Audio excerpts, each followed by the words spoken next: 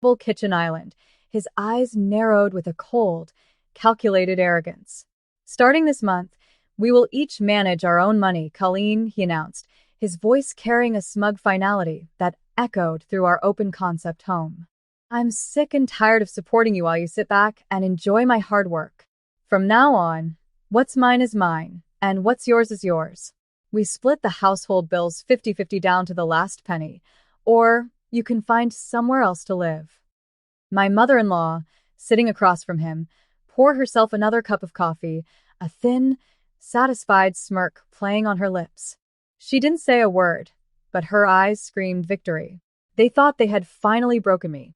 They thought I would break down, beg for his generosity, and apologize for a financial burden that didn't even exist. Instead, I calmly set down my book, looked my husband dead in the eye, and smiled. I think that's a wonderful idea, Julian, I replied smoothly. Let's start immediately. He blinked, visibly thrown off by how quickly and happily I had agreed. He had no idea that his greedy little declaration was exactly the trap I had been waiting for. He thought he was cutting off a dependent housewife.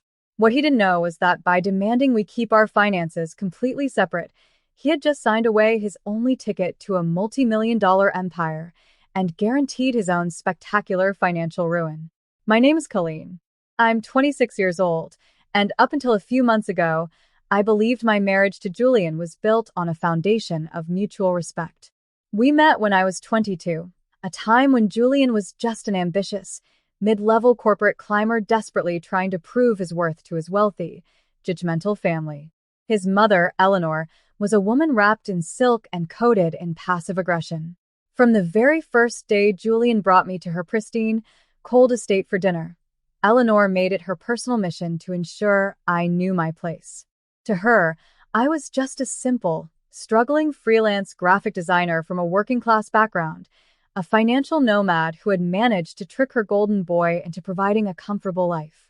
Julian, deeply insecure and eager to appease his mother's elitist standards, slowly allowed her toxic whispers to poison his mind.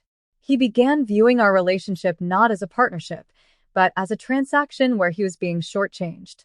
The breaking point arrived on a Tuesday evening when he slammed his financial ledger onto our marble kitchen island, his jaw set with an arrogant, smug finality. Eleanor sat right beside him, sipping her tea with a sharp, victorious smirk. Julian looked down his nose at me and uttered the words that changed everything. Starting this month, we will each manage our own money. I'm sick of supporting you. He genuinely believed he was setting a trap to humble his dependent wife. He had absolutely no idea he was walking right into mine. Julian lost no time implementing his new rules with an almost sadistic precision. The very next morning, a notification pinged on my phone, realignment. From that moment on, our life together was reduced to cold decimals and petty mathematics. Julian insisted we split every single utility bill, the mortgage, property taxes, and even the streaming subscriptions exactly 50-50 down to the last penny. If a light bulb blew out in the hallway, he would log the $1.50 expense and expect 75 cents from me by the end of the weekend. But the real cruelty showed up in the small, everyday moments. To humiliate me and prove his financial superiority, Julian completely stopped taking me out to dinners. He began cooking lavish, high-end organic meals entirely for himself, stocking the top shelves of the refrigerator with premium steaks and expensive wines that he explicitly forbade me to touch. I was left to buy my own separate groceries, carefully budgeting for basic items while he sat across from me at the dinner table, smirking as he sliced into a prime ribeye. Throughout all of this, I played my part to perfection. I would look stressed, sigh heavily over my packed lunches, and let him believe that his sudden withdrawal of financial support was breaking my spirit. In reality, I was having the time of my life. While Julian was busy highlighting a Ford in a spreadsheet, he was completely oblivious to the fact that my freelance graphic design business had quietly evolved into a massive digital branding agency. I was making more in a single week than he made in an entire year, quietly transferring my massive corporate profits into a private, untraceable business account. As I sat at my small desk watching Julian highlight a $4.50, I realized how quickly greed can blind a person. He was so consumed by his petty power trip that he failed to notice the calm confidence in my eyes. Before I tell you how his arrogant math completely backfired on him and his mother, follow my story until the end and where my story has reached. The quiet storm was brewing in our household, and Julian was about to walk right into a financial trap of his own making, completely unaware that his life was about to unravel. The narrative deepened, and the distance between our two financial realities grew wider by the day.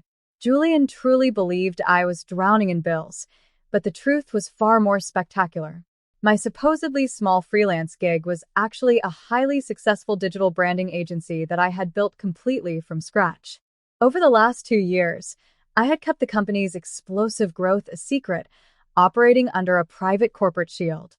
I wanted to see if Julian truly loved me for who I was, or if his family's toxic obsession with wealth would ultimately ruin our marriage. His petty spreadsheet gave me a definitive answer.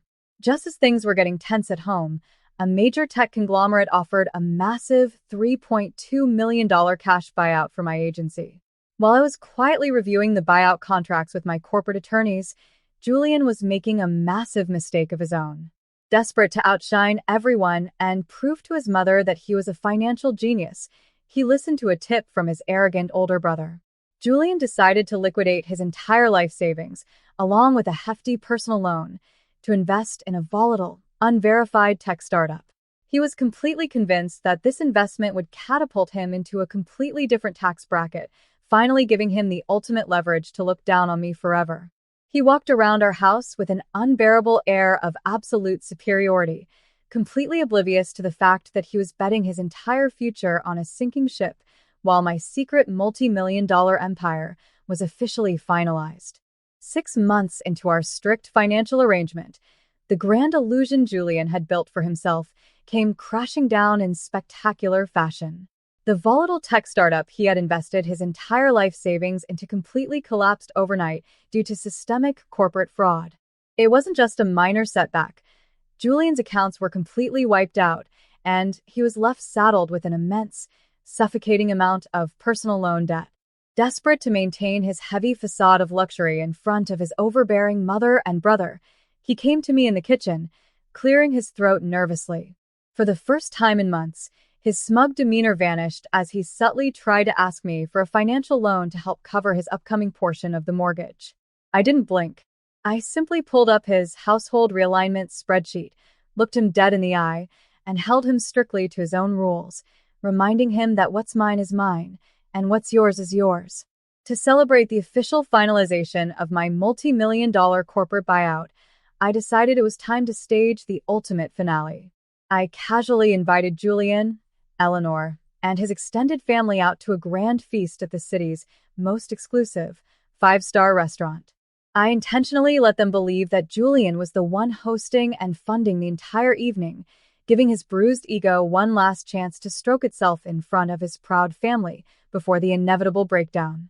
At the end of that extravagant dinner, the waiter smoothly stepped up to the table and presented an astronomical bill. Julian took the leather folder, opened it, and turned completely pale, his eyes widening in pure terror as he stared at a total he couldn't possibly pay with his overdrawn bank account.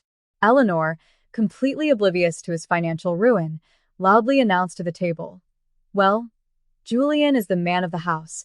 He always takes such wonderful care of us."